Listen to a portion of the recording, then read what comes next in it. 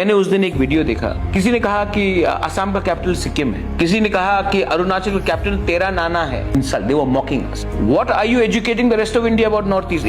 We know what is happening in Agra, we know what is happening in Punjab, Kashmir, Tamil Nadu, we know.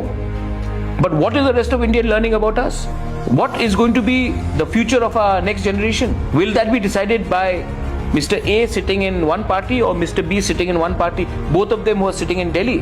Or will it be decided by our own parents, our own people here? Another thing which affects me. Oh, you are Chinese, you are Momo, you are Bahadur, you are Chinky.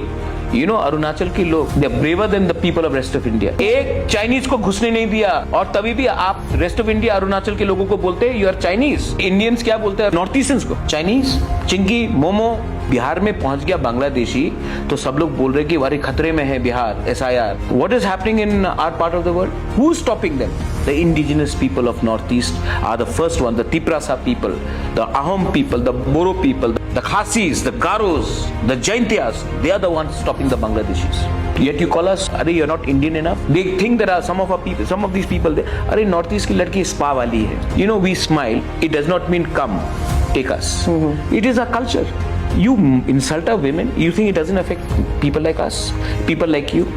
So when I talk about One Northeast, I'm not only talking from a political point of view, I'm also talking about protecting our history, our heritage, our culture, the way we eat, the way we dress, the way we people are. We have to talk about that. So yes, that's the reason I wanted to One Northeast. One Northeast will never be successful अगर आपके दिल में चोट नहीं लगेगा. If you do not feel insulted when people laugh at you. So we should stand up, and we will stand up on our own position of strength and negotiate with the rest of the country.